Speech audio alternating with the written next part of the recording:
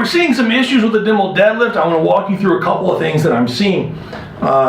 First thing right off the bat, I almost always have everyone do my version of the Dimel deadlift for technical purposes. And I think it's obviously, I can make this work for hamstrings, for the back, for the glutes.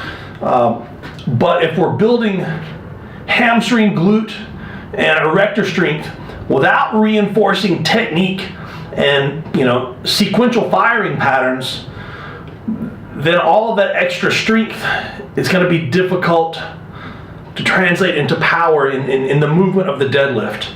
So just because we make the hamstring stronger, the glute stronger, and the back stronger, doesn't mean they're going to fire in sequence more corrector, if that makes sense. So if your biggest issue is technique, then we need to fix your technique, and strength needs to be secondary. As we improve your technique, your strength can then be raised. But if we raise your strength, it does not necessarily mean that your technique is going to be better. So what I'm most commonly seeing, especially with you, is when you have the bar here, and I have people do the Dimel deadlift. Let me grab a little kid's bar here.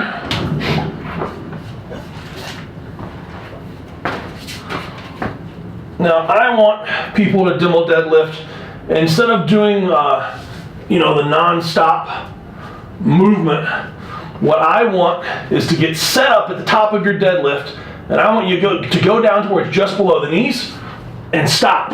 And when you are here, you are to go through a checklist. Is your belly out against your belt? Are your shoulders behind the bar? Is the weight on your glutes and hamstrings? If everything is in position, then you can explode. Now, if you explode and you feel it in your low back instead of your glutes and hams, and a good sign of that is it should always be snappy.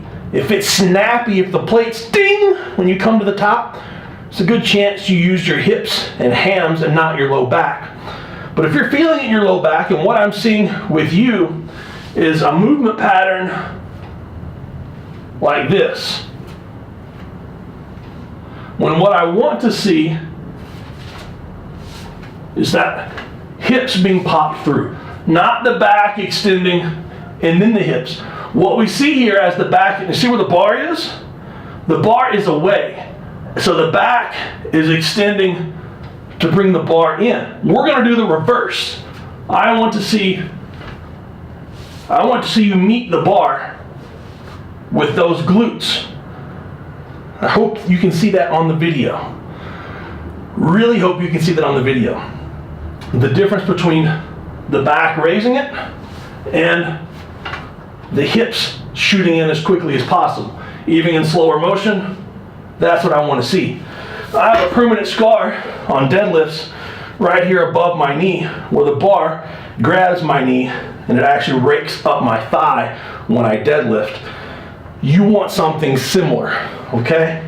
So what I'm seeing on your Dimel deadlift will be something to what we're going to see on your regular deadlift, and that is you being in this position to go here instead of this position to go here. And that's what I want. I want you in that position to use your hamstrings and your hips. So I know you're probably not going to fix that this week.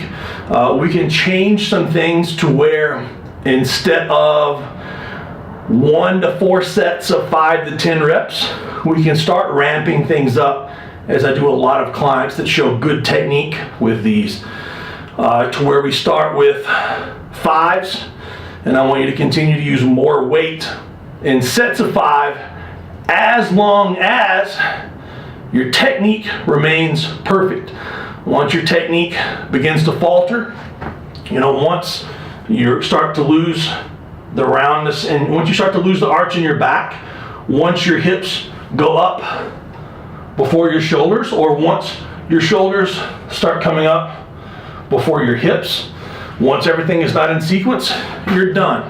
And the goal is to increase your perfect Dimel deadlift. We can do some stuff like that, but more than anything, I want you to be able to watch your own videos, and I want you to be able to pick apart what's going wrong with the Dimel deadlift.